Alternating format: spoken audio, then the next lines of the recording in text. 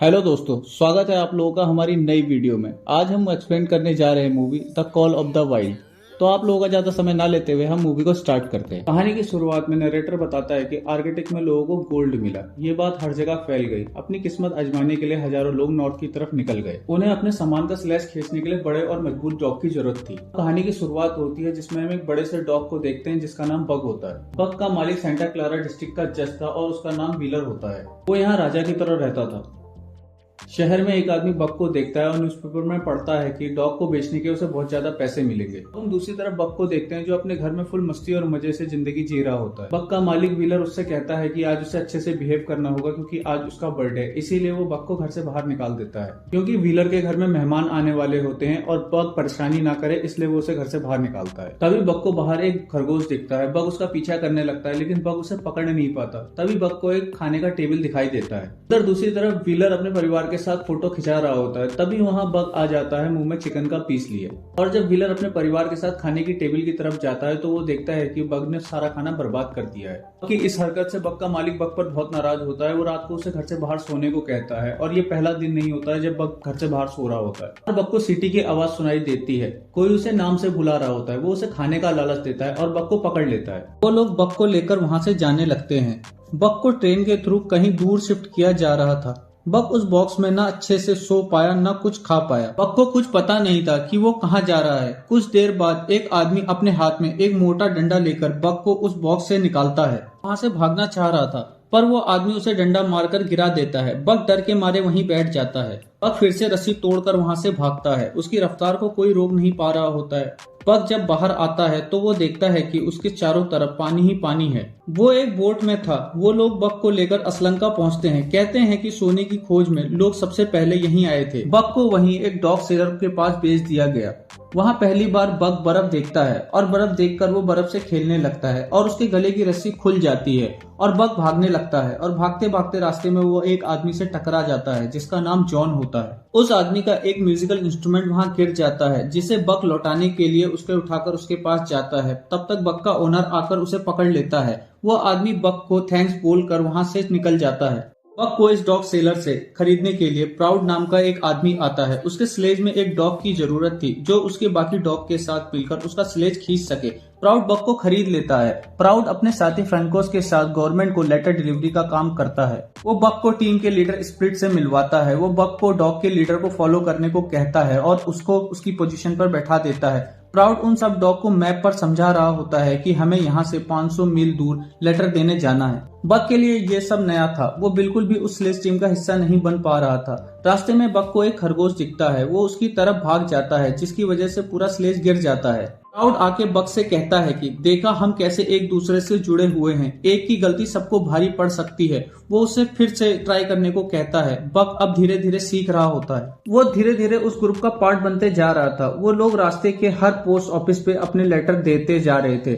Split leader होने के चलते बाकी सब डॉग पे धौंस जमाता था पर बग सभी डॉग्स के साथ प्यार से और दोस्ती से रहता था और बग पूरी तरह से स्लेज चलाना सीख गया था। वो इस ग्रुप का हिस्सा था। एक दिन फ्रैंकोस आगे बढ़ने से पहले बर्फ की मजबूती चेक कर रही थी। तभी वो बर्फ के टूटने की वजह से पानी में गिर जाती है। बग उसको बचाने के लिए पानी में कूद जाता है और उसको बचा लेता है पर वो फिर से डूब जाता है।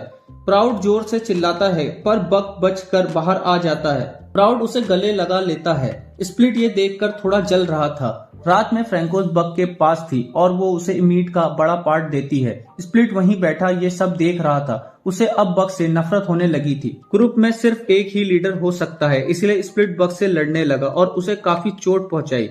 बग वहीं गिर गया। सारे डॉग भी स्प्लिट से डर कर सहम गए पर तभी बग फिर से उठा और स्प्लिट को अपने मुंह से पकड़कर जोर से पटक दिया। इसके बाद स्प्लिट फिर से उठ नहीं पाया। प्राउड स्प्लिट को ढूंढ रहा था लेकिन वो नहीं मिला। वो भाग चुका था।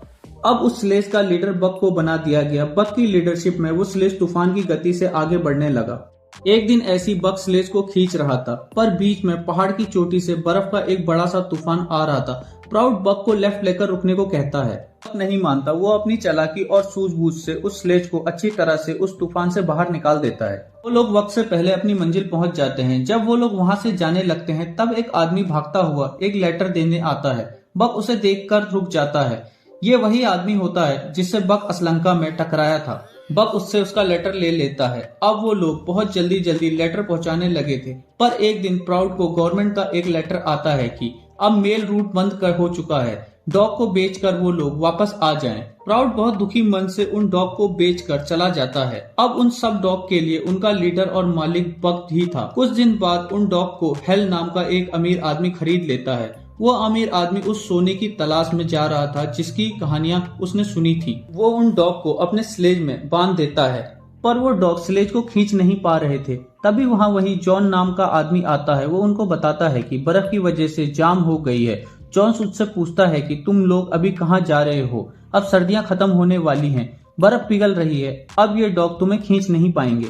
हेल उसे कहता है कि मैं सोने की तलाश में जा रहा हूँ और तुम मुझे रोकने की कोशिश मत करना। इन डॉग के लिए उसने काफी पैसे दिए हैं। ये बोल के वो वहाँ से चला जाता है। बक और उसके साथी डॉग बड़ी मुश्किल से स्लेज को खींच पा रहे थे क्योंकि उतनी बर्फ थी नहीं और ये लोग थके हुए थे। पहली बार बक को अपने से ज्यादा दूसरे की तकलीफ महसूस हो रही थी। जॉन अपने घर में था, लेकिन बक का मासूम चेहरा उसके दिमाग से जा नहीं रहा था। वो उनके पीछे जाने का डिसाइड करता है। बक पूरी तरह से थक चुका था। हेल उसे लात मारता है। वो उसे अपनी गन से शूट करने ही वाला था, तभी वहां जॉन आ जाता है और हेल को धक्का देकर गिरा देता है। वो बक की रस्सी खोल देता है। हेल फिर से अपनी गन निकाल कर कहता है कि तुम बार बार मुझे रोकने की कोशिश क्यों कर रहे हो? कहीं तुम्हें सोने के बारे में पता तो नहीं है? बक को वहीं छोड़कर बाकी सब डॉग को लेकर चला जाता है। जॉन बक को अपने घर ले आता है। बक की जब नींद खुलती है तो अपने बाकी डॉग्स को ढूंढता है, तो जॉन उसे बताता है कि वो सब यहाँ नहीं है, तुम 2 दिन से मेरे घर पे सो रहे हो। जॉन बक से कहता है कि ये तुम पे है कि तुम यहाँ पे रुको या कहीं भी चले जाओ, और ये बोलकर जॉन एक शराब की दुकान पे शराब पीने चला जाता है। बक भी उसके पीछे चला जाता है।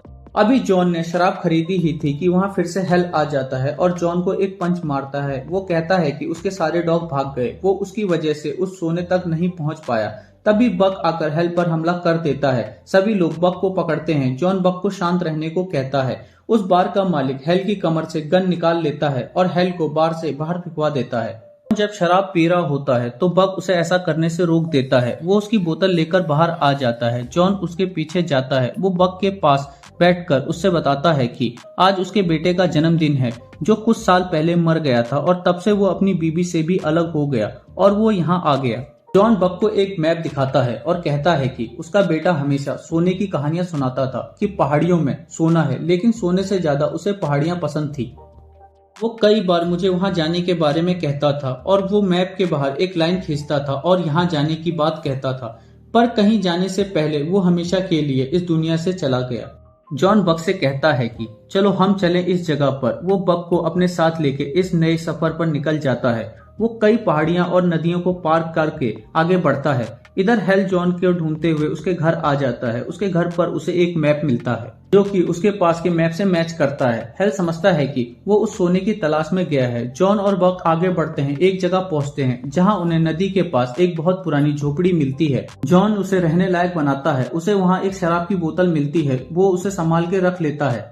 रात को बक को भेड़िए की आवाज सुनाई देती है, जिसे सुनकर बक डर जाता है। जॉन बक से कहता है कि ये तुम्हारे पूर्वजों की आवाज है। सुबह जॉन वहीं नदी में नहा रहा होता है तो उसे पानी के अंदर सोने का टुकड़ा मिलता है। वो अब और भी सोने के टुकड़े ढूंढने लगता है। बक को वहाँ एक सफेद भेड़िया दिखाई देता है। वो उसके पीछे जाता है। रास्ते में उसे एक बड़ा भालू मिलता है, जिससे वो डर जाता है। जंगल में पहुंचकर वो सफेद भेड़िया उसके पास आती है। वो बक को गौर से देखती है पर डर कर भाग जाती है। अब हर सुबह बक उस भेड़िए को देखने के लिए चला जाता था। एक दिन वो भेड़िए को शिकार करते हुए देख रहा था। अभी एक भेड़िया नदी में गिरकर बहने लगता है। बक अपनी सूझबूझ और ताकत से उसे बहने से बचा लेता है। सारे भेड़िए अब बक को देखने लगते हैं। बक अब उन भेड़ियों के साथ मिलजुल गया था। उसने शिकार करना भी सीख लिया था। बक उन भेड़ियों के साथ उनके घर जाता है। बक को उनका साथ अच्छा लगने लगा था, मानो यहाँ आकर उसे अपना परिवार मिल गया हो। उसे किसी मालिक की जरूरत नहीं थी। अब वो अपना मालिक खुद बन सकता है। सुबह जॉन और बक आपस में खेल रहे होते हैं। तभी वो सफेद भेड़िया वहाँ आती है।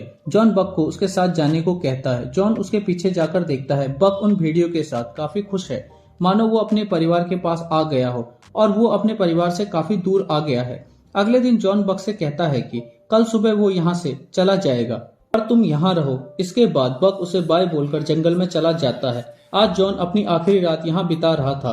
तभी उसे बाहर किसी के चलने की आवाज आती है। आकर देखता है कि हेल आया हुआ था, वो उस पर गोली चला देता है। जॉन के हाथ से लैंटेन गिर जाता है और उस झोपड़ी में आग लग जाती है। हेल जॉन से पूछता है कि सोना कहाँ है। जॉन उसे अपनी जेब से सोने का टुकड़ा निकाल कर दे देता है और कहता है कि यहाँ हर जगह सोना है। गोली की आवाज सुनकर पक आ जाता है और हेल को उठाकर उस जलती हुई झोपड़ी में डाल देता है। जॉन गोली लगने से वहीं गिरा होता है। पक उसके बेटे की फोटो और उसकी डायरी लेकर उसके पास रख देता है ताकि वो अपने अंतिम टाइम में इनको देख सके। जॉन आखिरी बार बक को प्यार करता है और उसके पास ही दम तोड़ देता है। बक वापस भेड़ियों के पास चला जाता है। कुछ टाइम बाद हमें दिखाया जाता है कि बक और उस सफेद भेड़िए के बच्चे हो गए और इसी के साथ ही मूवी यहाँ समाप्त हो जाती है। दोस्तों, अगर आपको मूवी पसंद आई हो तो वीडियो को लाइक कीजिए, चैनल को सब्सक्राइब कीजिए और हमें कमेंट में बताइए कि आपको मूवी का कौन सा पार्ट अच्छा लगा हो। और अगर हमारी कोई गलती है तो वो भी हमें कमेंट बॉक्स में बताइए ताकि हम उसे आगे इम्प्रूव कर सकें। धन्यवाद।